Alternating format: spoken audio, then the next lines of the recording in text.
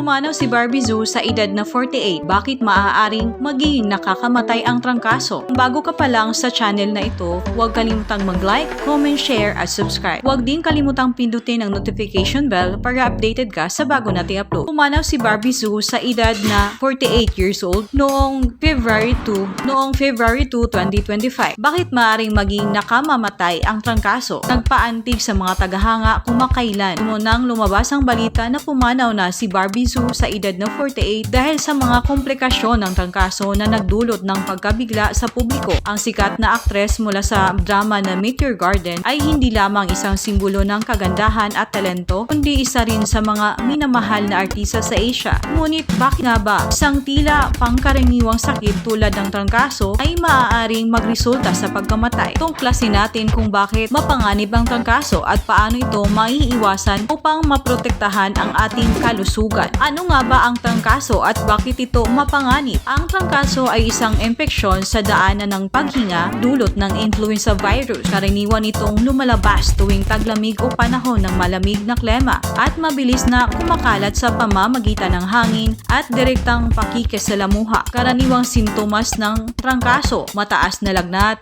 ubo, pananakit ng lalamunan, sakit ng ulo, matinding pagkapagod, pananakit ng kalamnan at kasukasuan, baradong ilong at sipon. Karamihan sa mga pasyenteng may trangkaso ay gumagaling sa loob lamang ng ilang araw hanggang isang linggo. Subalit, may ilang kaso kung saan nagiging malubha ang sakit at nagiging sanhi ng pagkamatay. Bakit maaaring nakamamatay ang trangkaso? Bagamat tila isang karaniwang sakit lamang, ang trangkaso ay maaaring magdulot ng matinding komplikasyon sa ilang particular na kaso. Una, malubhang komplikasyon. Ang trangkaso ay maaaring magresulta sa mga seryosong kondisyon, lalo na sa mga taong may mahinang immune system. Pulmonya, isa sa pinakamapanganib na komplikasyon na maaaring magdulot ng respiratory failure at pagkamatay. Sepsis, malawakang impeksyon sa dugo na maaaring magresulta sa pagkasira ng iba't ibang organ. Multi-organ failure, kapag naapektuhan ng virus ang iba't ibang bahagi ng katawan, maaaring bumigay ang mga pangunahing organo. Trangkaso at mga umiiral na kondisyon. Ang mga taong may chronic illness ay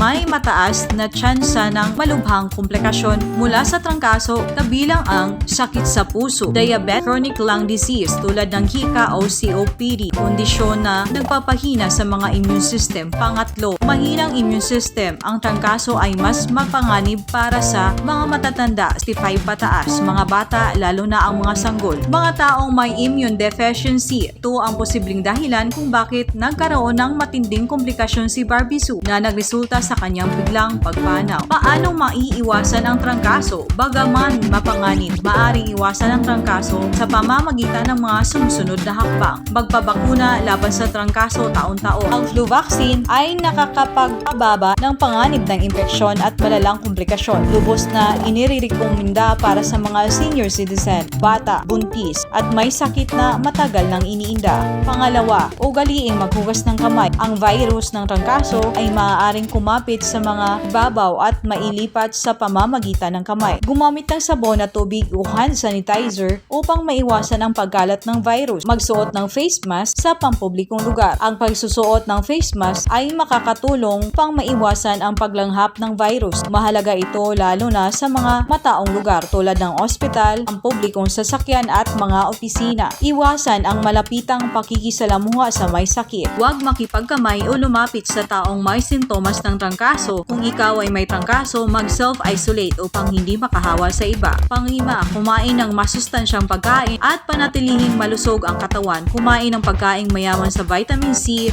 D at zinc upang palakisin ang immune system. Uminom ng maraming tubig at matulog ng sapat upang lumakas ang resistensya. Trangkaso, higit pa sa karaniwang sipon. Maraming tao ang iniisip na ang trangkaso ay katulad lamang ng karaniwang sipon, ngunit ito ay mas mapanganib at maaaring makamatay. Ayon sa World Health Organization, ang trangkaso ay nagdudulot ng 290,000 hanggang 650,000 na pagkamatay taon-taon sa buong mundo. Tinatayang 3 to 5 milyong kaso ng malalang trangkaso ang nangangailangan ng hospitalization taon-taon. Ang pagpanaw ni Barbie Sue ay isang paalala na hindi natin dapat baliwalain ang trangkaso. Mahalagang protektahan natin ang ating sarili at ang ating mga mahal sa buhay laban sa sakit na ito. Ang pagpanaw ni Barbie Sue sa edad ng 48 years old dahil sa komplikasyon ng trangkaso ay isang nakakalungkot na balita para sa kaniyang mga tagahanga at sa buong industriya ng entertainment sa Asia. Ang insidenteng ito ay isang babala sa lahat na huwag baliwalain ang trangkaso at seryosuhin ang pag-iwas dito.